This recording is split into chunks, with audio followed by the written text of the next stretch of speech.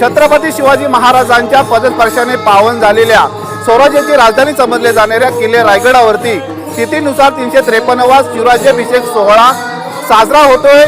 लाखोच्या संख्येने या ठिकाणी शिवभक्त आहेत, या ठिकाणी दाखल होत असतात। आजपासून या सोहळ्याला सुरुवात झालेली आहे। काही समितीचे कार्यकर्ते आपल्या सोबत आहेत, आपण त्यांच्याकडून थोडे जाणून घेणार आहोत। तिथीनुसार आज 353वा शिवराज्याभिषेक या ठिकाणी साजरा होतोय, कसं पद्धतीचं नियोजन असणार आहे? नमस्कार।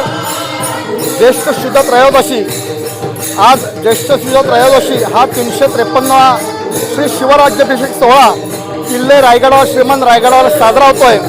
याच्यामध्ये कोकणकडा मित्रमंडळ रायगड, श्री शिवराज्याभिषेक दिनोत्सव समिती, त्याचप्रमाणे महाराष्ट्र शासन आणि रायगड जिल्हा परिषद अलिबाग यांच्या सगळ्यांच्या संयुक्त विद्यमाने हा कार्यक्रम संपन्न होत आहे। आज ज्येष्ठ शुद्ध द्वादशीला श्री छत्रपती संभाजी महाराजांचा जन्मदिवस हा इथं साजरा होतोय। या अनुषंगानेच कार्यक्रमाची या सुरुवात ही गडदेवता शिरकाईच्या पूजनाने होते। आज सकाळी 9 वाजता गडदेवता शिरकाईचं मातेचं पूजन झालेलं आहे। तदनंतर श्री छत्रपती संभाजी महाराजांची जन्मोत्सव इथं साजरा झालेला आहे। आता दुपारच्या वेळेत इथे विविध महाराष्ट्रातून आलेले कलाकार, त्याच्यामध्ये मर्दानी खेळ असतील, त्या विविध पथकांच्या मार्फत मर्दानी खेळांचं इथं सादरीकरण होत आहे होळीच्या माळावर। त्याचप्रमाणे आपण राजसदेवर जर बघितलं तर आलेल्या रस्ते मर्दानी खेळ होत आहेत, तसे धार्मिक कीर्तन इथं आपल्याला साजरे होताना बघतोय। असे विविध कार्यक्रम इथं साजरे होत आहेत।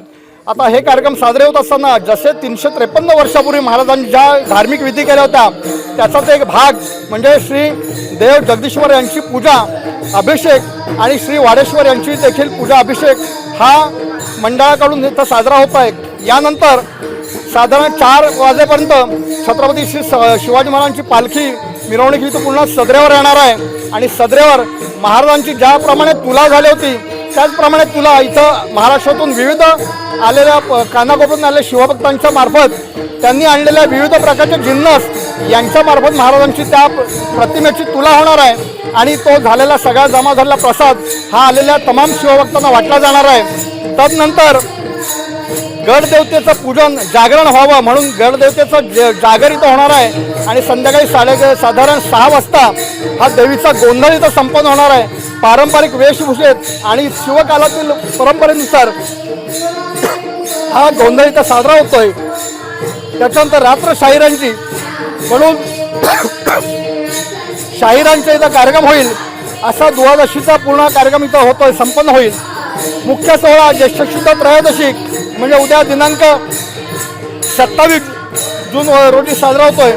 या दिवशी सकाळी 5 वाजता शिवप्रतिमेचं पालखीच्या गजरामध्ये आपल्या झडपी शेडमधून इथंच राजसदेवर आगमन होईल।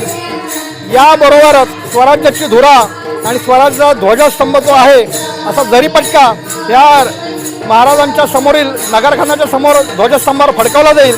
3 नंबर पालखी मिरवणूक ही राजसदरेवर येईल आणि मुख्य दाम्पत्य आणि महाराष्ट्र शासनातून आलेले विविध मंत्री, यामध्ये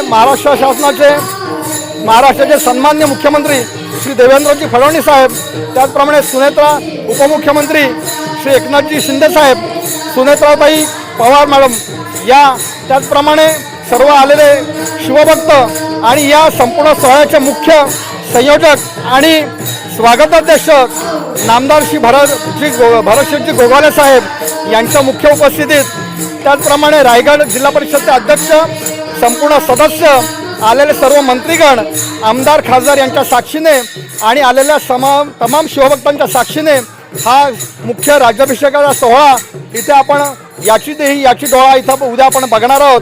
त्याचप्रमाणे हा कार्यक्रम पूर्ण राज्याभिषेक झाल्यानंतर महाराजांचं मंचाकारोहण मुख्य सिंहासनाच्या ठिकाणी होईल, तिथे मुद्राभिषेक होईल।